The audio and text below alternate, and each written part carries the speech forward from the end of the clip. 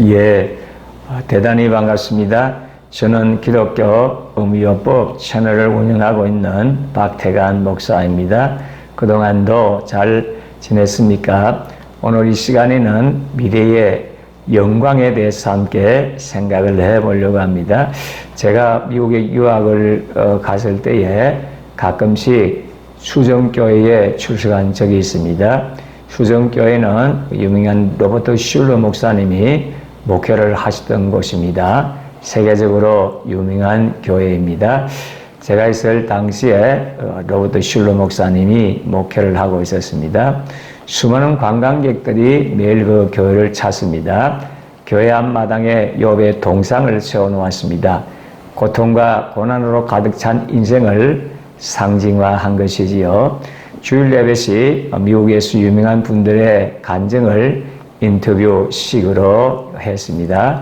한 번은 미국의 국무장관이었던 콜린 파웰 장관을 초청했습니다. 그는 이민자의 아들로서 수lum과 고통을 당하면서도 굴하지 않고 끝까지 승리를 했습니다. 그의 인생 역정은 그곳에 참석한 수많은 사람들에게 많은 감동을 주었습니다. 눈물을 흘리는 사람들도 있었습니다. 참으로 감동적이었습니다. 표현법적 대조법이 있습니다. 하나를 강조하기 위해 단어 하나를 대조시키는 것입니다. 까만 종이 위에 흰 점을 찍으면 흰 점은 더욱 빛이 나겠지요. 흰 점을 강조하기 위해 까만 종이를 등장시킨 것입니다. 흰 종이에 흰 점을 찍으면 보이지 않습니다. 노란 종이 위에 흰 점을 찍으면 더 잘 드러나지 않겠지요.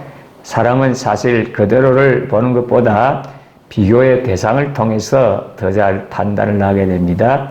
흰 점을 강조하기 위해 가장 반대적인 까만 종이 위에 흰 점을 찍어야 하는 것입니다. 이것이 강조의 비법인 것입니다.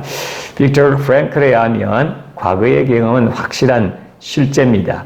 미래는 잠재적 가능성을 지닌 시간입니다.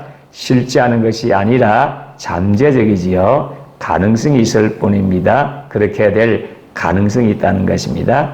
그 미래가 현재로 다가올 때 그것은 하나의 현실이 될 뿐입니다. 과거는 불멸의 발자국을 시간의 모래밭에 남깁니다. 영원히 지워지지 않습니다. 기억 속에 사라졌다고 해서 없어지는 것이 아닙니다. 깊은 심년 속에 남아 있습니다. 인생의 자기 존재의 기념비로 남아 있는 것입니다. 상실되는 것이 아닙니다. 변하지 않는 모습으로 저장이 되어집니다. 저장된 것은 그냥 그대로 있지 않습니다. 언젠가는 밖으로 나오게 되어지는 것입니다. 밖으로 나올 때는 새로운 모습으로 나타납니다.